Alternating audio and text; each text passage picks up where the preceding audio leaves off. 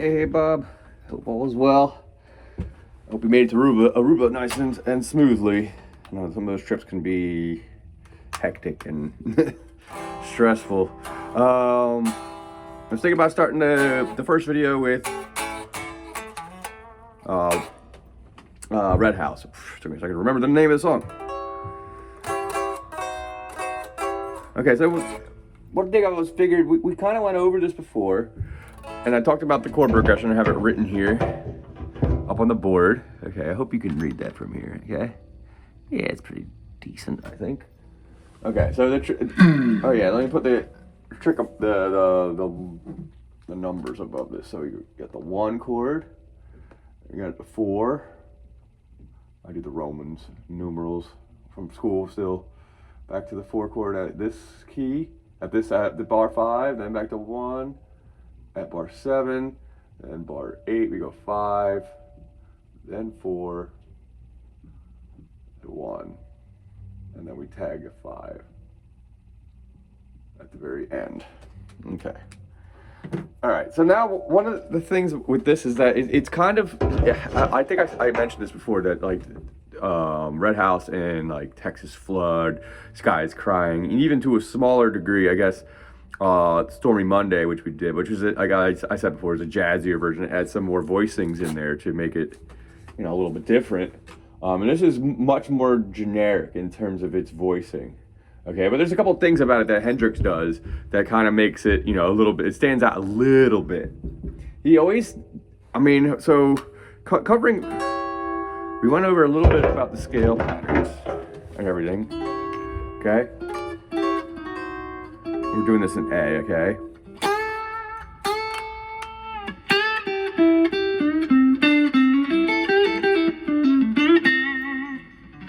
As soon as he lands in that key, he really lands into the...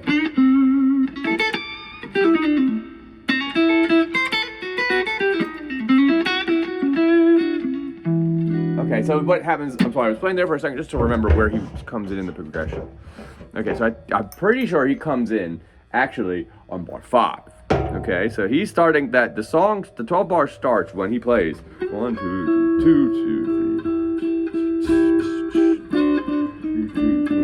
1, 2, 3, 4, register 5.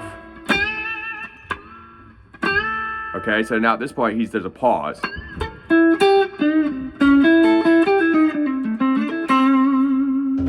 And do it right to a 4 chord.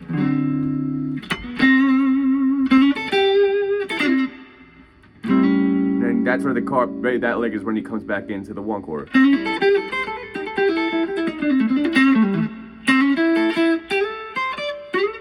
And I can't remember the licks what he does. He just pretty much finishes off the 12 bar, and he does a thing that, if I remember correctly, he does a change into a major scale, which I think goes all the way up.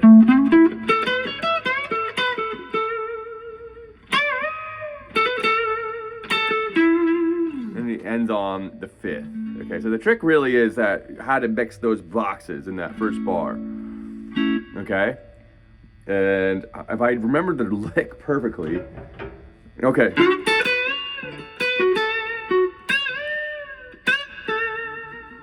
I'm trying to. So I think he pretty much comes out of the normal 12 bar, not 12 bar, the normal pentatonic box area between 5 and 8. Okay, he's playing a lot in here, using pivoting. I pivot a lot like Stevie does off this note. Jimmy does some other stuff that I'm not. I don't hear his style of blues a lot when I improvise, and a lot of times when I play blues, I just kind of come off the top of my head. A lot of times I'll start with a lick like we're into like a Chuck Berry. Like,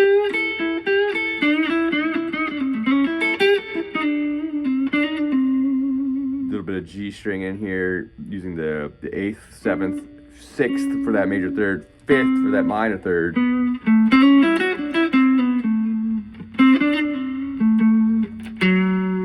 Okay, he does a lot of that solo in there, fills in that box between the bar 5 at the beginning, and then he fills all the way in till bar 1, and then he goes, there's a red house, and he starts singing, there's a red house on the bar 12, over yonder, baby.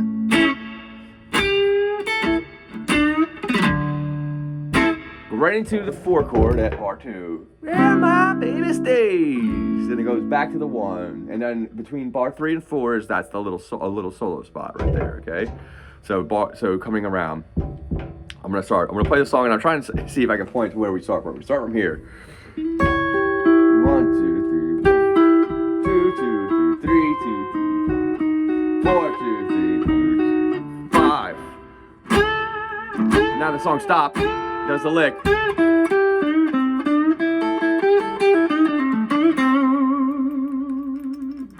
Right into a bar 5. 1, 2, 3, 4, not to this. 6,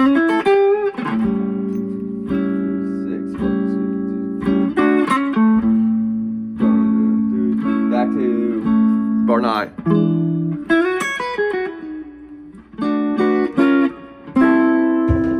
Back to the 4 chord. Now this is kind of, I'm trying to give a instruction about how you're filling in the spaces in between the chords and giving you like some of those licks there. A lot of times I'm just trying to like just find a way to accent the 3rds or the 7th.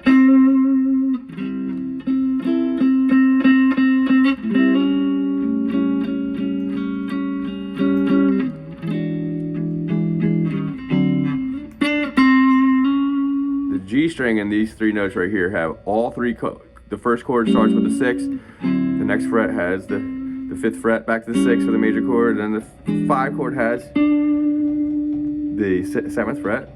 It's just back to this 4 chord and back to the 1. Okay, a lot of the harmony comes right off the G string, is for me. Okay, so like I said, red house over yonder. I usually do that, like I go right, hit that chord, then do a little rake down into the D7, add 9. Yeah, my baby stays, back to the 1. At the lick between 3 and 4, right here. There's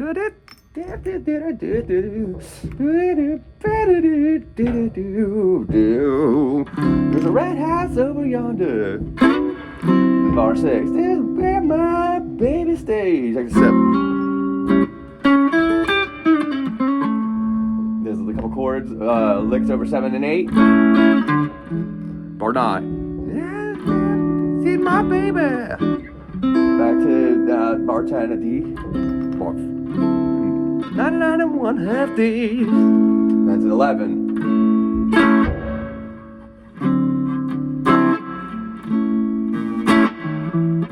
All right, so there's like a little bit of like a signature turnaround. If I remember some of these songs, they have like as soon as you get to this 12 bar area on 11, you go back to 11 to the 4, back to 1 to the 5, and there's a red house. So there's a little bit of a movement here. I'll write that in. So inside this bar here, we're gonna go A to D7 to A, and then it goes to E. Okay. So maybe I should write it like this, actually.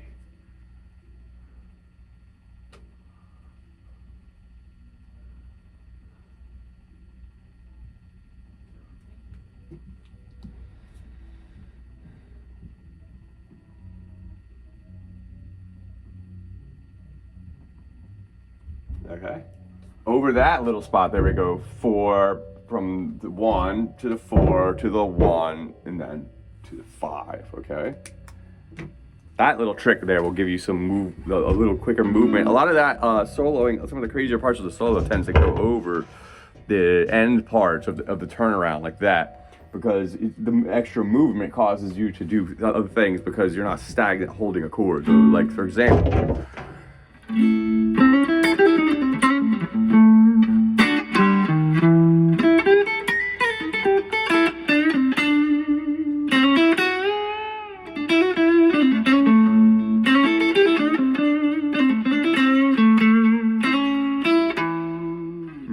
There, I just played a solo focusing on those chords moving. So like sort of A, D, A, E, with a couple of licks like that can signify the chord. So like for example, when I did the A, pretty much I just circle the chord, these 3 notes, the main notes of the chord. So I make a scale out of it. And then as soon as you go to the D chord, focus on D as in your new root with the same. Back to that. Now just adding this note in here signifies the A chord again. And then I grab an E in the B string and the 5th fret, and then drop down to the 7th fret on the A string, which is also another E, okay? So right there, so I go. And then that actually reminds me of a famous lick from another slower blues tune called Sitting on Top of the World that Cream covered. I'm not sure they wrote, I'm pretty sure they covered Sitting on Top of the World. And he would do this signature lick.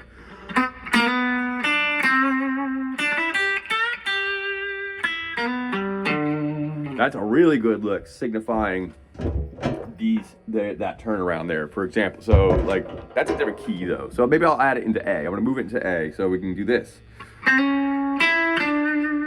That's a perfect one. 4 notes signify A to D, back to A to E, right there.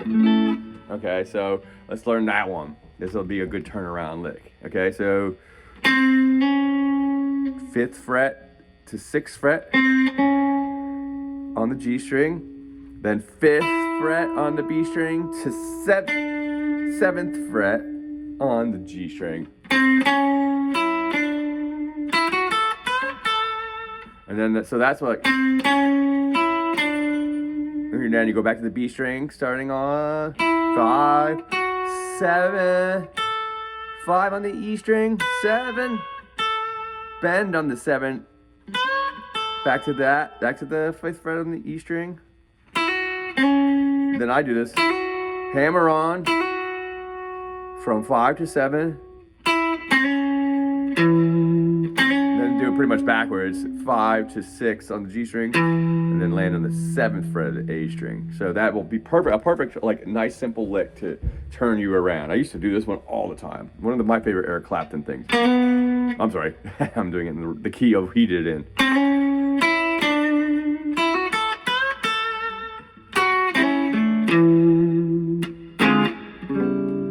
Okay? All right, try that. We'll pick up on it next time, all right?